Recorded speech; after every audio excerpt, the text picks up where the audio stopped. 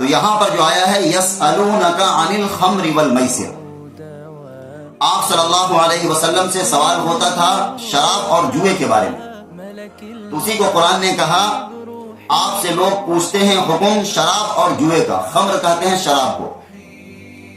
اسلام سے پہلے عرب کی یہ حالت تھی کہ ہر گھر میں شراب پی جاتی تھی، اور بڑا وہ لوگ فخر کیا کرتے تھے کہ ہمارے ہاں اتنی پرانی شراب ہے، 100 سال 150 سال 200 سال تک پرانی شراب ان کے ہاں رکھا ہوا ہوتا تھا، اور جس کے ہاں جتنی زیادہ پرانی شراب رکھا ہوا پایا جائے وہ آدمی بہت معزز سمجھا جاتا تھا، اور بڑا مہمان نواز سمجھا جاتا تھا کہ وہ بہت مہمان نوازی کرتا ہے۔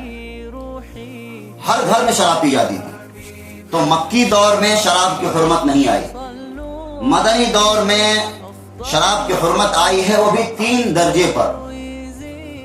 پہلا حکم یہاں پر آیا ہے، اس کے بعد دوسرا حکم سورہ نساء کے اندر آیا ہے، اور تیسرا حکم سورہ مائدہ میں فائنل اسٹیٹمنٹ جس کو کہہ سکتے ہیں آپ۔ شراب ہم نے بتلایا ہر گھر میں پی جاتی تھی، اور شراب پینا عرب کے معاشرے میں معیوب نہیں سمجھا جاتا تھا، یہاں تک کہ صحابہ اور حضور جب مدینہ آ گئے تب بھی یہ عالم تھا کہ مدینہ کے ہر گھر میں شراب پی جاتی تھی، بنایا جاتا تھا، نچوڑا جاتا تھا، وغیرہ وغیرہ۔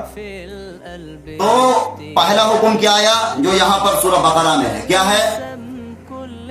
لوگ پہلے تو اسی سوال کو بتلایا اللہ نے، یسألونک عن الخمر والمیسر، کہ لوگ آپ سے پوچھتے ہیں سوال کرتے ہیں شراب اور جوئے کے بارے میں۔ قل فیہما اثم کبیر ومنافع للناس، آپ کہہ دیجئے دونوں میں بڑا گناہ ہے، البتہ لوگوں کے لیے کچھ فائدہ مند چیزیں بھی ہیں۔ کیا کہا؟ ایک بیگ دیکھیے حکمت، وہاں ہر گھر میں شراب عام طور پر پی جاتی تھی، ایک بیگ بالکل حرام نہیں کیا بلکہ دھیرے دھیرے حرام کے قریب لایا، یہاں پر صرف اشارہ کر دیا کہ اس میں بہت بڑی گناہ کی باتیں ہیں، البتہ کچھ فائدہ ہے لیکن گناہ زیادہ ہے۔ وَإِسْمُهُمَا أَكْبَرُ مِن نَفْعِهِمَا، اور ان کا گناہ بہت بڑا ہے ان کے فائدے سے۔ تو پہلے سمجھاتے ہیں ہم نے بتلایا شراب وہاں پر عام پی جاتی تھی، ہر گھر میں بنایا جاتا تھا، پیا جاتا تھا، یعنی شراب پینے کو کوئی معیوب نہیں سمجھتا تھا۔ تو پہلا جو حکم آیا شراب کی حرمت کے بارے میں یہاں پر سورہ بقرہ میں کیا آیا ہے؟ اے نبی آپ سے یہ لوگ شراب اور جوئے کے بارے میں پوچھتے ہیں، آپ ان کو بتلا دیجئے کہ ان میں بہت بڑی گناہ کی باتیں ہیں، البتہ کچھ فائدہ بھی ہے لیکن فائدہ کم ہے اور گناہ زیادہ بڑا ہے۔ بس اتنا ہی حکم آیا ہے، یہاں پر حرمت نہیں آئی ہے شراب کی، صرف اشارہ کر دیا کہ اچھا نہیں۔ اس کے بعد دوسرا حکم کب آیا؟ سورہ نساء میں۔ سورہ نساء کون ہے؟ 4 پارے سے شروع ہوتی ہے سورہ نساء اور جا کر 6 پارے پہ ختم ہوتی ہے۔ تو یہ جب حکم آ گیا تو جو بعض صحابہ تھے وہ پہلے ہی رک گئے، لیکن کچھ لوگ ابھی بھی پیتے رہے شراب۔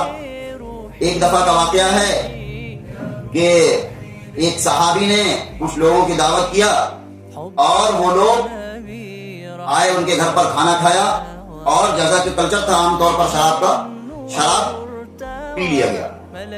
اتنے میں مغرب کا وقت ہو گیا اور نماز کے لیے لوگ کھڑے ہو گئے، جو پڑھانے والے تھے وہ بھی شراب پیے ہوئے تھے۔ تو ان لوگوں نے جو شراب پیا ہوا تھا، جو نماز پڑھا رہے تھے، غلطی کر دی اس میں، تو اللہ نے دوسرا حکم لاگو کر دیا سورہ نساء میں۔ کیا کہا؟ یا ایھا الذین آمنوا لا تقربوا الصلاۃ وانتم سکارى، اے ایمان والو نماز کے قریب مت جاؤ جب تم نشے کی حالت میں ہو۔ یہ دوسرا حکم آ گیا، یعنی شراب تم پی رہے تھے، پہلے تو اشارہ کر دیا کہ اچھا نہیں ہے، گناہ زیادہ ہے اس میں نفع سے۔ دوسرا حکم کیا آ گیا کہ کم سے کم پی تو رہے ہو لیکن نماز کے وقت میں مت پیا کرو۔ اور تیسرا حکم آ گیا سورہ مائدہ میں، جو ان کے بعد نازل ہونے والی سورت ہے، اس میں کیا آ گیا؟ کلیہ طور پر شراب کی حرمت آ گئی۔ اب شراب کیا ہو گیا؟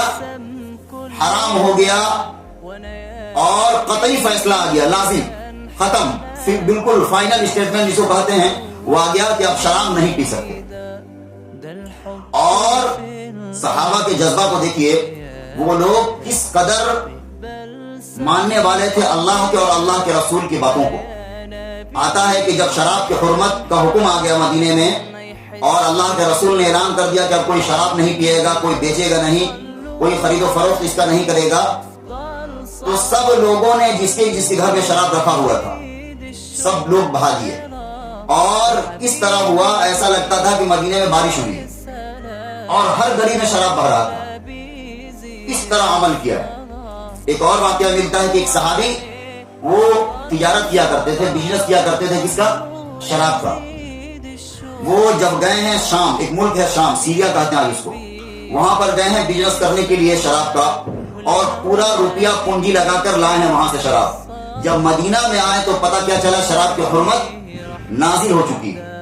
اب جو سارا مال ہو کیا ہو گیا؟ ردی ہو گیا۔ جا کر مال کو رکھا ہے اور اللہ کے رسول سے معلوم کیا کہ اللہ کے رسول ہم کیا کریں، میری ساری پونجی لگی ہے اس میں۔ اللہ کے رسول نے کیا کہا؟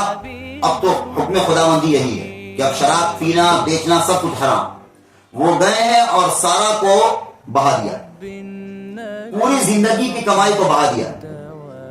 اب سوچ یہ کیا جذبہ تھا، کیوں اللہ نے حرام قرار دے دیا ہے تو اب کسی طرح سے استعمال نہیں کر سکتے۔ یہ تیسرا حکم تھا۔ تو بہرحال 3 درجے میں شراب کی حرمت نازل ہوئی ہے۔ یہاں پر کیا ہے، صرف یہ کہہ دیا کہ لوگ آپ سے پوچھتے ہیں شراب اور جوئے کے بارے میں، آپ کہہ دیجئے کہ اس میں بڑا گناہ ہے، البتہ کچھ نفع بھی ہے لوگوں کے لیے، البتہ ان کا گناہ زیادہ بڑا ہے نفع سے۔